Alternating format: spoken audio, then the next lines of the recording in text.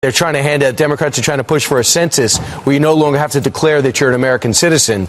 So this all could be a part of a bigger plan. But let's go over to Joe Biden for a second. By all accounts, I think he's going to be running for president again. He actually called out his own party for not understanding blue-collar workers. Listen.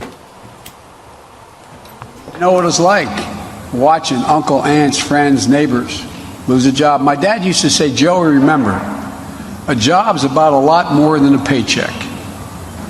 It's about your dignity. It's about your respect.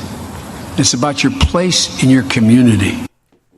This goes back to where I was talking just a few minutes ago, and this is exactly where I got it from. I have to say, you know, Biden's outlook on going to work is very, very American-like, rather than, you know, oh, I'm just going there to get a paycheck and I'm going to sit there and bitch and complain about it. Hey, be lucky that you got a job. There are 7 million men right now that's not in the working force. 7 million men are not working. You know, that's one thing too, people, is, you know, you want the economy, you want your, you know, gas prices lowered, you want your, you know, you want things to go down in your home community. Well, the more of you that go to work and pay taxes, the better. Not too bad, Brian. How you been? Got to get back on the east side, start picking up cans again, huh? We get you motivated to get up and walk. But, you know, it's, I mean, for real, it's, you know, you gotta look at things a certain way again. You know, going back to the old days would be very, very nice on some things. You know, even like cartoons and stuff. You know, I seen an old post that I put up a couple years ago. It had, you know, He-Man, G.I. Joe, Looney Tunes, you know, the old cartoons that we used to watch as kids growing up. Yes, they had some fighting in there, but, you know, like He-Man per se. You know, it wasn't just a cartoon show about a man and a magic sword and a fucking cat that you can end up riding. You know, he gave messages at the end of his cartoons, just like a lot of them did back then. You know, that put out positive messages about not being a bully and not doing certain things because it could hurt people's feelings, not lying, not stealing, not, you know, there's people out there right now, I guarantee you, will end up listening to the show and be like, yeah, coming out of his mouth. You know, these are people that are doing the same thing. They go out there, they lie, they try to start crap up, and there's no, you know, and that's the only thing that they're used to. And it sucks. You know, you have to feel sorry for people like that. I mean, I do. I came up from a childhood of a lot of bullying and shit like that because, like I said, I didn't really do much as a kid. You know, I lived with my dad, but it turned me into the person I am now. I'm not going to sit here and bully somebody. I'm not going to tell them I'm going to beat their ass over some bullshit. You know, I'm done with all that. That's high school stuff. You know, I don't have time for that. You know, we're over here trying to make people smile, make people laugh, and try to bring people more help than what they probably know about. You know, and that's something else too, is there's a lot of entrepreneurs out there, a lot of people that does volunteer work that are just out there trying to help people, you know, try to get them motivated into doing something again, because we need that. We don't need all the left side liberal bullshit. We don't need all the ranting and the raving. We need more positive stuff. You know, just saying. I think it will work, you know. I don't know about y'all, but I do. Most definitely. You know, and this, you know, we're going to go into a commercial break real quick, listen to our sponsors, and we shall return. What up, this is Aries Cobain of Redcon One Music Group, and you listening to the Dangerous Grounds Network. I mean, any place where I can say f*** is dope with me. I can say f***, right? Why y'all keep censoring when I say f***? Fuck it, and fuck your safe space. Let's get dangerous. The Magic Vape Shop. Come on in to the most extreme vape shop in the USA. The Magic Man will slam and mix all your vaping needs at prices you can't beat. With all the vape gear at your fingertips, the Magic Man will provide you with all your desires. See us on the web at themagicvapeshop.com. Let's get vaping. Yo, this is Jeff. This is Mark. I'm Mike. I'm Craig. Greg. This is Mick. We are Kings Hollow, and you're tuned into Dangerous Grounds Network. Yeah. Run by Special Ops veterans, putting people in war zones to work and working where others fear to tread. Each one of our products is manufactured in current or post-conflict areas. Your purchases fund women's education, mining efforts, and healing our veterans. High-quality products that make meaningful change for those less fortunate.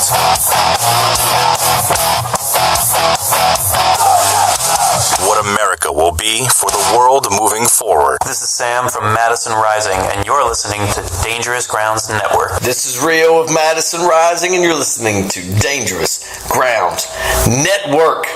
Hey, you want a freedom boner or what? Listen now. What's up? This is AJ from Madison Rising, and you're listening to Dangerous Grounds Network. And we're going to put a little bit of freedom all up in you. All right. A little bit from our sponsors there. Hey, y'all, make sure you go to the sponsors page, man. Check out Combat Flip Flops and the Veteran Exchange. If you put in the promo code Dangerous Grounds, you get a percentage off. Check out Madison Rising, Kings Hollow, and Redcon One Music Group. You got links to the pages on there, man. They got new albums coming out with Redcon over with Soldier Hard, Aries Cobain. I know Kings Hollow's got some new tracks already done, getting ready to throw down on some CDs, and Madison's in the same place, man. They're all making new great music for all of us to listen to. So y'all make sure y'all get over there and check it out, man. Check out some of the badass music and stuff that they put out. That's something though too. I don't listen to a lot of mainstream music anymore. It's more or less, stuff that's put out over an era like this, so to speak. There's a lot of good people that are coming out too.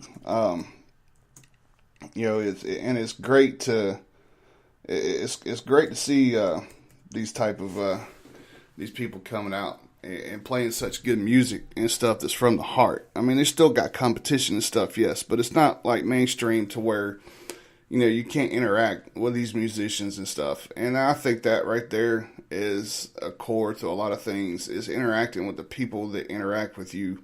And speaking of a new guy, I'm sure y'all have heard this one before, but here's an upcoming country singer we got our eyes on, Mr. Coffee Anderson. Oh, now see, we didn't hit that. There we go.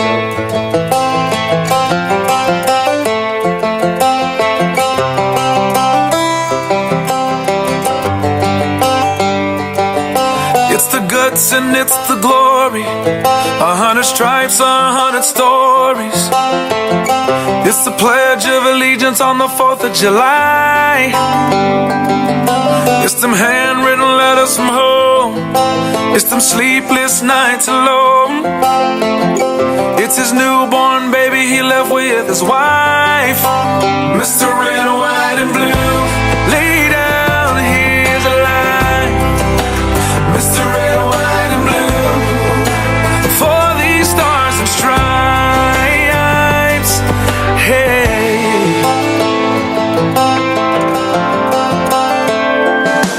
From the fields of Indiana to the swamps of Louisiana, to the golden coast of California, Uncle Sam's the only family he's got.